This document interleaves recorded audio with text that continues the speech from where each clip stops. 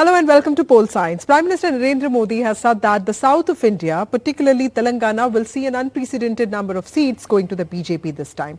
Now this is particularly interesting as the battle for south of India for 2024 got over today. The verdict is safe there in those EVMs. 25 seats of Andhra Pradesh and 17 seats of Telangana voted today. Tamil Nadu with 39 seats voted in the first phase, Kerala with 20 seats in the second, and Karnataka in the second and third phases. We thought in this episode of Poll Science will help you wrap up the entire 2024 election campaign in south of India. So bringing in our data expert Amitabh Tiwari. Thank you, Mr. Tiwari, for being here and for speaking to us.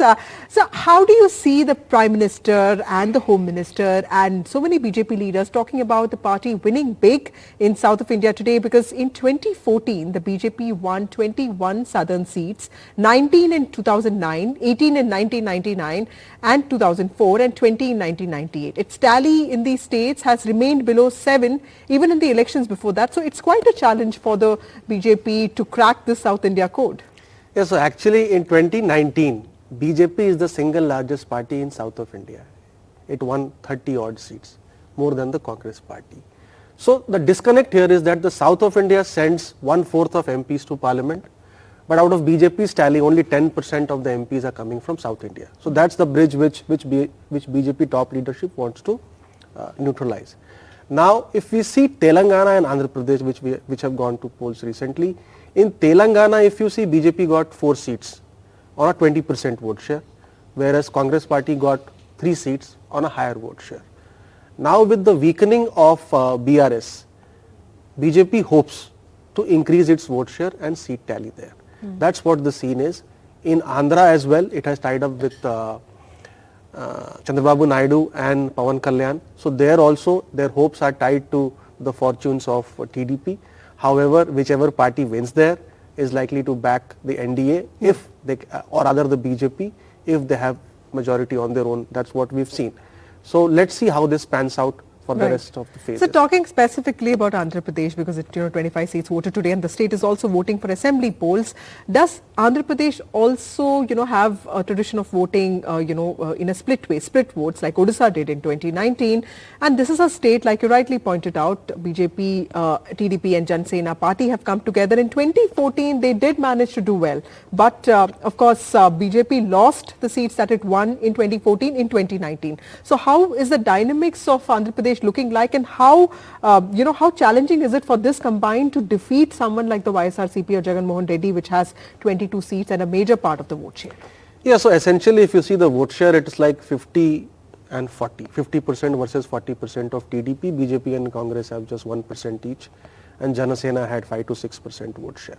So it's a simultaneous election. In a simultaneous election, normally people who go to the polling booth press the same buttons both while electing the MLA and while electing the MP. That's what we've seen in Andhra. In 2014, TDP won the Vidhan Sabha elections and won the maximum seats in Lok Sabha, 17, whereas YSRCP won 8. Whereas in Vidhan Sabha, when Jagan swept in 2019, 151 odd seats, they won the maximum seats in Lok Sabha as well, 22 out of 25. Now, even if you compare the absolute number of votes, they are almost identical. So, example, Jana Sena got 17 lakh votes in Vidhan Sabha and 18 lakh votes in Lok Sabha. So this election is rather predicated on who is going to win the Vidhan Sabha elections. If in the case of Vidhan Sabha elections, now there are many issues which we've seen, the state capital issue. However, TDP is largely banking on unemployment and lack of development, which is the issues which the India bloc is banking on a nationwide level. And Jagan is banking on this solid women vote bank, which he has built over the years, and the Labharti factor. Again, he has numerous schemes, including cash income support to women, and that's what he is banking on.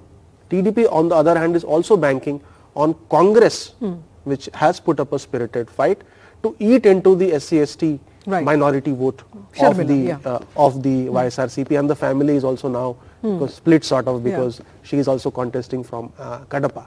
So if Congress is able to improve its vote share by even 2-3%, that's likely to come at the cost of YSRCP and TDP, Jana Sena and BJP votes, because they have been partners earlier. Jana Sena in 2014 had supported, though they had not contested, and with the consolidation of Kamma and Kapu votes, BJP hopes that TDP wins and automatically it wins the maximum seats in Lok Sabha. That's very interesting. So in Telangana, the situation is quite different because the BJP won 4 seats in 2019, but in 2023, it was the Congress party that put out a very spectacular performance. It did seem to a lot of us that the BJP, sort of did not do as well as it expected, but still it managed to increase its vote share. It won 7 seats. Can we safely say that this time it's going to be a BJP versus Congress fight? Because in the last few days, we saw the BRS heading for a collapse with so many MPs moving out of the party. Yeah, so BRS lost almost 10% vote share in the Lok Sabha elections, or rather in the Vidhan Sabha elections compared to Lok Sabha. BJP tripled its vote share in 2019 Lok Sabha election vis-a-vis the Vidhan Sabha election. So it hopes that if it's got 14% vote share in Vidhan Sabha, it will get much more because of the national character of the elections and the popularity of Prime Minister Modi. Now, the SC/ST minorities vote is the vote which Congress party was able to snatch from BRS and was able to form the government. Now the Congress party is also riding on the implementation of its guarantees like in Karnataka. So Telangana and Karnataka are the 2 states where the Congress party have their high hopes on. Right. BJP hopes that if it becomes bipolar, because as you mentioned, many MPs and MLAs or other many MPs have left from BRS and due to the arrest of Kavita, if it weakens further, what could happen is that it has a chunk of anti-Congress vote and it has a chunk of votes from SC/ST and minorities. That SC/ST minority could move to Congress, but this anti-Congress vote which BRS has could move towards the BJP and the contest becomes bipolar. Right. And in any bipolar election of Congress versus BJP, BJP has a psychological edge because of the overall national strike rate of more than 90% in a BJP versus Congress battle. That's very interesting. So, in the assembly elections, in the last 3 assembly elections, if you look at data in 2011, 2016 and 2021, BJP won just 1 seat in Kerala in 2016, and 4 seats in Tamil Nadu. We are talking about the assembly elections here. And in Tamil Nadu, it was in alliance with the AIDMK. In Telangana, of course, the BJP backed 1 seat, while losing 117 in 2018. So in Andhra Pradesh, the BJP, of course, has managed, has bagged 2, 9 and 0 seats in 2009, 2014 and 2019. So how critical is it for the BJP to perform well in the Lok Sabha elections this time to improve its assembly tally?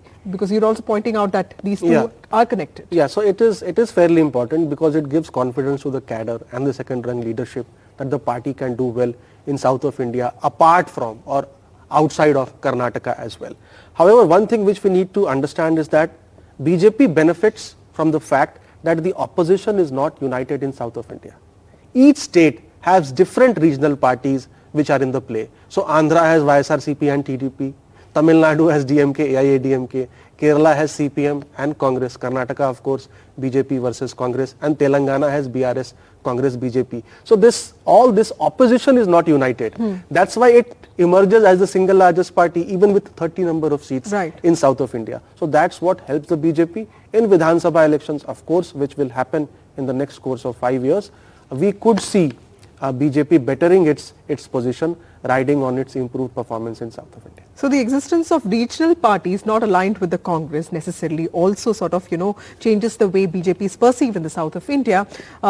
So basically the north-south political divide narrative that has been rampant post the 2023 assembly elections, where the Congress succeeded in Karnataka and also in Telangana, while the BJP dominated the Hindi heartland, winning the states of Rajasthan, Chhattisgarh and Madhya Pradesh. That did spark speculation on how the BJP is going to, get the South India game right, and that is something that will be keenly watched. As of now, at least for the South Indian states, it is over to the 4th of June. So thank you for watching Pole Science. We'll be back tomorrow with a fresh episode.